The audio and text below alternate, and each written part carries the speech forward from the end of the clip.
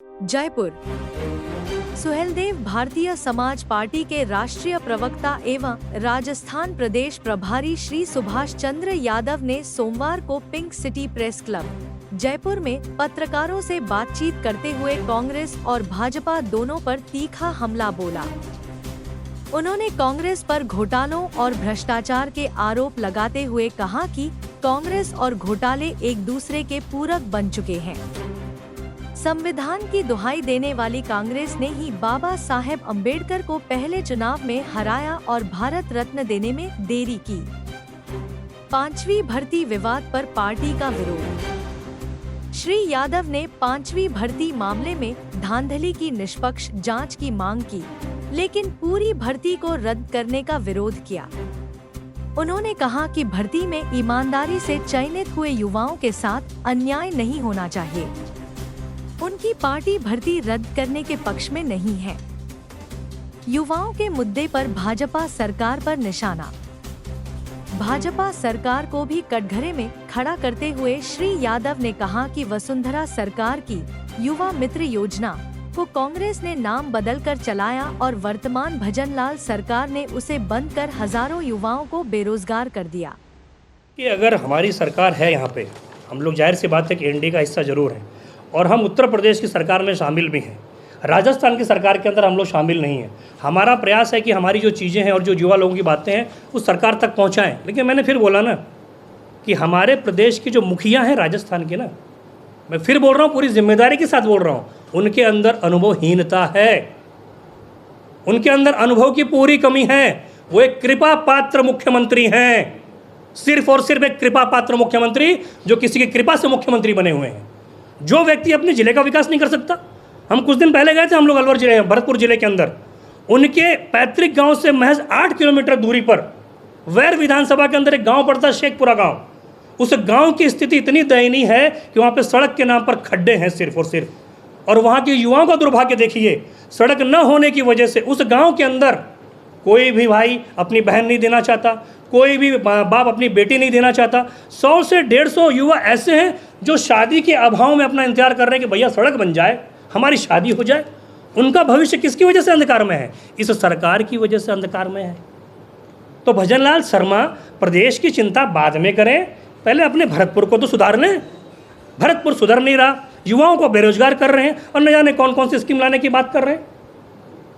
SI भर्ती का भी इसी प्रकार जिक्र चल रहा है। सरकार को उसके ऊपर भी तो बोलना चाहिए कि नहीं बोलना चाहिए? सरकार के मुंह में क्या दही जम गई है? सरकार बोल रही है। एसआई भर्ती कब का प्रकरण है? मुझसे बेहतर आप लोग जानते होंगे, 2021 का प्रकरण है। कांग्रेस की सरकार थी, विपक्ष के मुंह में पूरी तरीके से दही जम गई है।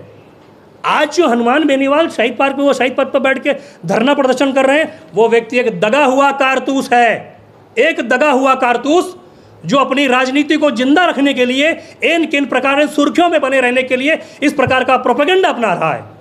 अगर उसको वास्तव में एसआई भर्ती से कोई दिक्कत थी तो 2021 के अंदर जब भर्ती प्रक्रिया हुई थी, उस समय अपने घर के अंदर वो दुबक कर क्यों बैठा हुआ था? उस समय उसे एसआई भर्ती की घोटालेबाजी की याद नहीं आई? और मैं आप ही लोगों से सवाल पूछता हूँ, इस एसआई भर्ती के अंदर कई लोग ऐसे सेलेक्ट हुए होंगे, हो सकता है आपके पहचान के लोग हों, आपके दोस्तों के पहचान के लोग हों, रिश्तेदारों के पहचान के लोग हों, वो अपनी योग्यता से सेलेक्ट हुए हैं। अगर आप एक झटके में एसआई भर्ती को निरस्त करने की मांग कर रहे हैं, तो जो अपनी योग्यता से भर्ती हुए उनके सामने भी बेरोजगारी का संकट उत्पन्न होगा कि नहीं होगा? इस एसआई भर्ती प्रक्रिया में जो भी लिप्त हैं उसको संलिप्त करते हुए, उसको इंगित करते हुए उसके ऊपर आप कार्रवाई करिए ना। सुहेलदेव भारतीय समाज पार्टी एसआई भर्ती प्रक्रिया को निरस्त करने के पक्ष में बिल्कुल भी नहीं है। इसमें जो भी संलिप्त हैं, जो भी दोषी हैं, सरकार उन दोषियों को पकड़कर उनके ऊपर कड़ी से कड़ी कार्रवाई करे, ताकि इस प्रकार फर्जीवाड़ा करने वाले लोगों के मन में एक डर का माहौल व्याप्त रहे। कि सरकार है जिसका मतलब ये नहीं कि भारतीय जनता पार्टी बोले कि दिन को रात बोल दो तो रात बोल देंगे हम लोग। हम सरकार में शामिल जरूर हैं, लेकिन सुहेलदेव भारतीय समाज पार्टी स्वयं एक दल है, एक पार्टी है। सुहेलदेव भारतीय समाज पार्टी के अपने खुद के मुद्दे हैं, अपने खुद के एजेंडे हैं। सुहेलदेव भारतीय समाज पार्टी अपने मुद्दे और अपने एजेंडे पर कार्य करेगी। भारतीय जनता पार्टी अपना काम कर रही है, सुहेलदेव भारतीय समाज पार्टी अपना कार्य कर रही है। तो हमारे मुद्दे, भारतीय जनता पार्टी के मुद्दे बिल्कुल अलग हैं। हम लोग मुद्दों की राजनीति करने के लिए आए हैं। भारतीय जनता पार्टी अगर कोई गलत कार्य करती है तो सुहेलदेव भारतीय समाज पार्टी उसका पुरजोर विरोध करने का कार्य करेगी, एनडीए का हिस्सा होने के बावजूद भी। इस प्रकार के मुद्दे हैं सर? देखिए, कई मुद्दे हैं। राजस्थान की राजनीति के अंदर ऐसे कई ज्वलंत मुद्दे हैं जिसको लेकर सुहेलदेव भारतीय समाज पार्टी आप लोगों के बीच में आई है। आप देख ही भी रहे हैं कि इस समय एसआई भर्ती का बहुत बड़ा मामला उठा हुआ है, जिसके बारे में बहुत सारी चीज़ें चल रही हैं। जो राजीव गांधी युवा मित्र वाले लोग हैं उनकी भी बहुत सारी समस्याएं, उनकी चल रही समस्याएं, ऐसी और भी समस्याएं हैं जिनको लेकर सुहेलदेव भारतीय समाज पार्टी राजस्थान की जनता के बीच में जाने का कार्य करेगी। देखिए, सड़कों पर उतरने का हम बहुत जल्दी करने वाले हैं। संगठन की रूपरेखा हमारी चल रही है। धीरे धीरे संगठन थोड़ा सा और विस्तृत रूप धारण कर ले तो आने वाले समय के अंदर सुहेलदेव भारतीय समाज पार्टी आपको सड़कों पर भी देखने को मिलेगी। अगर चले बड़ा अच्छा रहेगा। और बहुत ही अच्छा सवाल है ये। भजन लाल सरकार, मुझे बोलना नहीं चाहिए लेकिन फिर मैं बोल रहा हूँ क्योंकि हम एनडीए का हिस्सा, पर इसका मतलब ये नहीं कि भारतीय जनता पार्टी के हाँ में हाँ मिला लें। ये भजन लाल सरकार की अनुभवहीनता की कमी है। ये बताता है कि भजन लाल शर्मा मुख्यमंत्री के तौर पे अनुभवहीन नेता हैं। ये पूरी जिम्मेदारी के साथ मैं बोल रहा हूँ क्योंकि राजीव गांधी युवा मित्र योजना लाने वाली कौन सी सरकार थी? भारतीय जनता पार्टी की सरकार थी। वह वसुंधरा राजे लेकर आई थी। उसके बाद में कांग्रेस पार्टी की सरकार आती है और कांग्रेस पार्टी की सरकार उसका नाम बदल के राजीव गांधी युवा मित्र कर देती है। और भजन लाल सरकार इस देश के इस प्रदेश के यशस्वी मुख्यमंत्री आते हैं और एक झटके के अंदर 6000 लोगों को बेरोजगार कर देते हैं।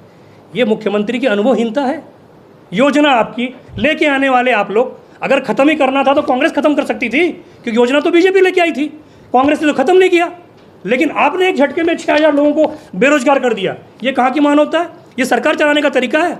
और मुझे ये भी पता चला है कि इस युवा मित्रों के अंदर से 6 हमारे साथी, युवा साथी डिप्रेशन का शिकार होकर अपनी जीवन लीला को समाप्त कर चुके हैं। इसकी जिम्मेदारी कौन लेगा? इसकी जिम्मेदारी इस प्रदेश की भजन लाल शर्मा की सरकार को लेनी चाहिए, लेकिन अपनी जिम्मेदारी से भाग रहे हैं। वो प्रदेश का विकास करेंगे, वो अपने जिले का विकास नहीं कर पाते। वो आने वाले समय के अंदर आपको धनाप्रदर्शन देखने को मिलेगा, जल्दी देखने को मिलेगा। रणनीति साझा करने की जिम्मेदारी आने वाले समय के अंदर जैसा भी होगा प्रदेश अध्यक्ष आपके सामने साझा कर देंगे। एक अटल युवा